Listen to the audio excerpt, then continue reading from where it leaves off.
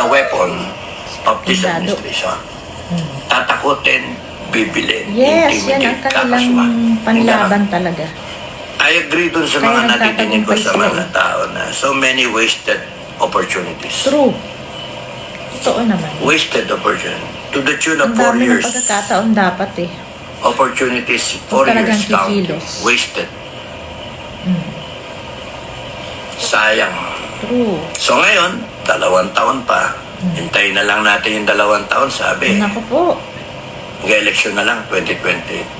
Are you sure? Malabo. You will win in 2028. Are you sure? Ganyan ang Hindi kayo balahura tatay ang sa kalaban niyo. 2028. Are you sure? Makakatakbo kayo sa 2028. Yes, true. Tama to si Captain Galvez. Demonyo ang kalaban nyo. True. Anticipate that they do not follow Yes, rules kaya nga that we nagkakagulo. follow. Yun nga ang issue natin eh. True. Binaboy yung konstitusyon natin. Ano pang Binaboy yung naasahan institutions natin. Binaboy nila mga tao. Yung mga tipo ng mga senator natin na akala ang tataas Ako, ng tingin walang natin. aasahan. Wala na, baboy eh. Sa mga mata Nababoy. lang. Ano sabi niyo? Ano tingin niyo kay Escudero? O kay Joel Judas. Villanueva? Kay Lacson? Judas Kay ang tingin Soto? dun. Oh. Di ba?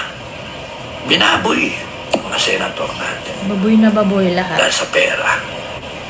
Marami na ako nadinig ng mga Pilipino. Galit na galit na. Madami. Ano na galit. walang yan na Pilipino sa totoo lang eh. And if kayo mga kababayan, nag-iisip na kayo na papatay na lang si ganito, mamatay. Titigiin No? na lang.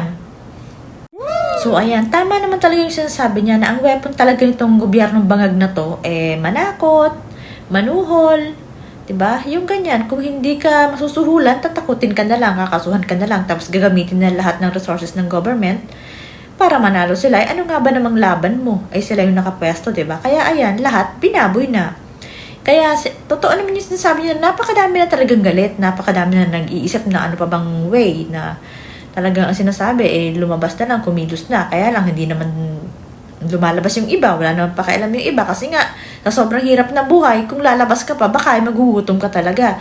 So, part yan ng plano nila na pahirapin yung mga tao para kailangan na lang nila maghahanap buhay kaysa mag-rally-rally, di ba? Kaysa lumaban. Yan yung ginagawa nila. Ginawa nilang busy, nilululong nila sa mga sugal, di ba? Tapos yun nga sa pagiging addictus, di ba? Yan, para mawala na lang ng pakialam dun sa ginagawa nila. Planado nila lahat yan. Kaya, sabi nito, napakarami na talaga nag-iisip na tigiin na lang nila para matapos na. Hindi mawawala sa isip yan ng mga tao eh. Pero ewan ko lang, kasi nga, totoo yung sinasabi niya na hihintayin niyo pa yung 2 taon, bakit sigurado bang makakatakbo ka? Sigurado bang mananalo ka? Demonyo yung kalaban mo. Diba? The weapon Yes. of this administration. Tatakutin, bibilin, intimidate, kakasuhan. Yung ganon.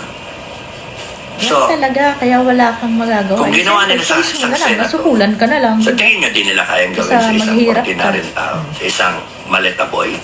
Kaya tagilid rin Hindi nila yung mga kayang ano gawin yun, yung yan. mga 18 Marines na yun. Kung dito sa senator, nagpalaman sila, etc., etc., o kaya Kaya nga gawin sa mga pipayaran senator, nila ng daang milyon, o whatever, o billion. Itong mga to, hindi nila kayang takutin o kaya Marami nagtatry, pero sa ngayon wala pang bumibigay sa mga para to Marines. shut up and then just disappear. I agree dun sa mga nadidinig ko sa mga tao na so many wasted Yes, opportunities. true. Totoo naman yan. Wasted Ang dami na opportunities. sanang To the tune of 4 pagkakataon. years. Wala eh. Opportunities, 4 years counting. Wasted.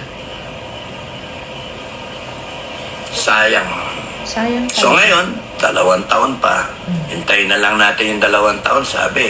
Naku po, malabo. Mag-election na lang. Malabo pa sa 2020. sabaw ng Are you sure? positive na ano yan, eleksyon You yan. will ano. win in 2028. Ngayon nga, Are you lahat sure? ginagawa nila, Hindi yun kita pa tayo kaya. sa 2028. Are you sure?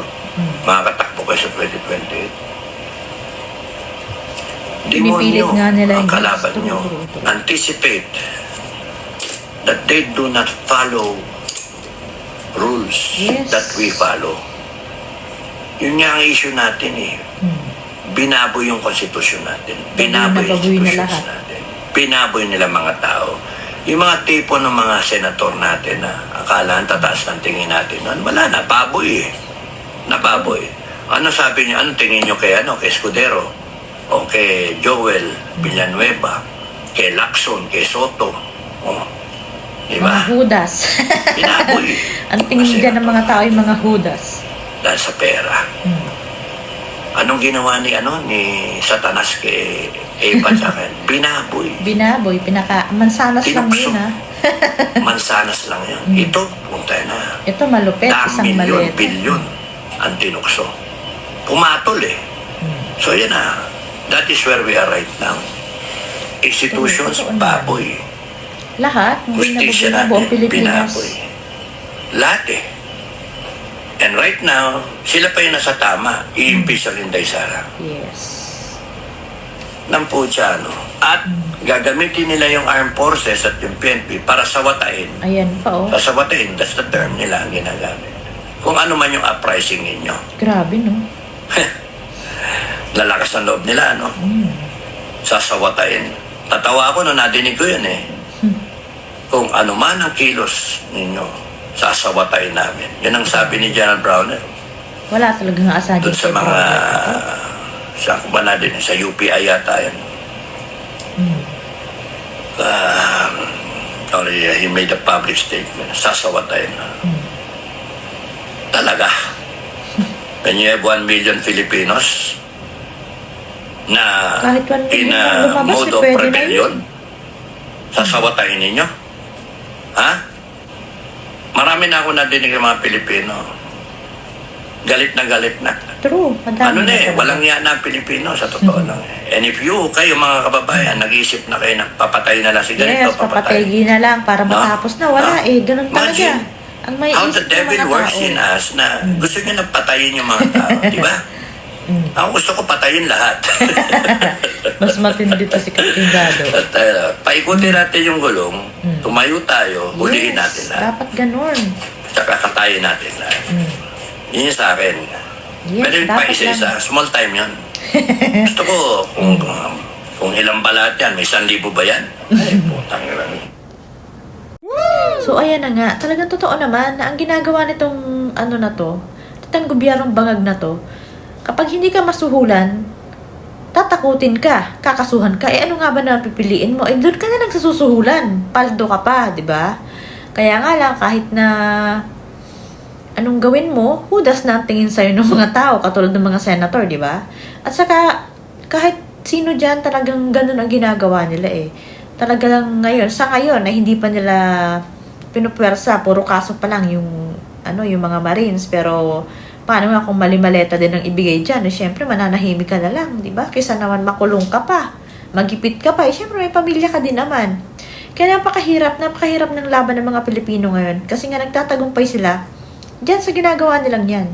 Yun naman lagi eh. Kaya nga yung iba bumabaliktad eh, kasi pera-pera lang. Kasi nga naman makulong ka pa, eh di may magpasuhol ka na lang, may pera pa, mananahimik ka lang, ganun. Kaya itong sinasabi niya na, akalain mo yon yung inaasahan natin na AFP, ay sinasabi pa na kung ano daw yung masasamang kilos ng mga grupo na nagrarally, parang sasawatain pa daw nila. Diba? Parang ano ba yan? Talagang sobra-sobra naman. Sa bagay, yun na nga, ginagamit lahat nitong gobyernong to, yung resources ng government para manalo sila sa lahat ng gusto nila. Eh wala eh, yun talaga eh, sila yung nakapwesto, nasa kanila yung power, nasa kanila ang pera, nasa kanila ang power. O, paano pa? Kaya yung sinasabi ni Captain Dado, napakadaming nasayang na pagkakataon dun sa 4 years na dumaan. Kasi nga, ang dami ng chance dun eh. Doon pa lang sana sa paglawas ng maisog, sana hinayaan nila. Hindi na naman sila sumusunod sa batas eh. Kasi nandun pa sana si PRRD, pwede pa magtawag. Kaya lang kahit si PRRD gusto rin niya eh, parang sumunod sa batas, makiusap lang, ganun-ganun. O ayan, yan ang nangyari sa kanya. O, kinidnap na siya, basta-basta na lang siya kinuha. Sobra-sobra ang nilabag sa kanya. Kasi nga, hinayaan eh. Sabi nga, kung ano yung tinotolerate mo, deserve mo yon. Eh kung ganyan na wala kang tumatayo. Tapos ito, may bago na naman sinasabi si Captain Dado na, oo, totoo naman na marami na talagang galit. Kaya nga lang, yung iba hanggang galit lang. Kasi nga, sa halip na mag-rally ka, na makisama ka, na lumabas ka, kung may pamilya ka, paano yung trabaho mo? Magugutom. Eh yun nga yung plano nila na gutumin, parang libangin nila sa sugal. Kita mo, sa sugal, halos lahat na yata ng mga influencer at mga kakamping na artista nag-ano eh. nagpo-promote ng sugal. O di, yung mga addict dyan, paano ka palalabas kung addict ka na sa ganyan, di ba? Tapos syempre, gagawa rin niya ng masama kasi nga, pag wala nang mapansugal. Or kung addictus ka naman, ayun, kung sumisinghot ka, katulad ni Bangag, ganun din. Yan yung plano nila, pahirapin yung mga tao para hindi na mapansin. Kahit magnakaw sila, walang makakalaban, di ba? Ganun yun malupit din ang nila, galawan. Kaya lang, sobrang sama naman. Yung may ganyan kasi, may balik naman yan. Sobrang daming tao nang naapektuhan Buong Pilipinas ang winalanghiya nyo, di ba? Tapos yan nga, sinasabi ni Captain Dado na gusto na lang nung iba, tigiin na lang para matapos na. Hindi masasisi ang mga tao na mag-isip ng ganyan. Kasi nga, sobrang sama naman talaga ng ginagawa nila. Sabi nga ni Captain Dado, maghihintay ka pa ng 2 years. Bakit? Yung bang election na yun, sigurado kang makakatakbo. Ngayon pa nga lang, ini-impeach ka na, BP Sara, di ba? At saka, sigurado ka ba na hindi ka dadayain nun? Ngayon pa nga lang, ganyan ang ginagawa nila. Ano pa kaya sa election, di ba? Ano mga asahan mo? Demonyo nga ang kalaban mo. Kaya nga tayo nagkakagulo kasi binaboy na nila lahat. Hindi naman talaga sila sumusunod sa batas pag pabor sa kanila, di ba? Kapag pabor sa kanila, may batas. Pero kapag hindi, walang batas. Ganun. Kaya paano pa, di ba? Hindi pa pwedeng ganun na lang. Kaya kailangan hanggat ito sinasabi dito ni doon sa ibang video na next year hanggang November lang. Kasi pag pinlagpas na naman yung Christmas, wala na. Didiretso makakatapos ng si Bangag. Kung mag-election, tagilid rin naman. Walang pag-asa. Sila pa rin. Kaya makakapag-isip ka talaga ng hindi maganda kapag ganito na.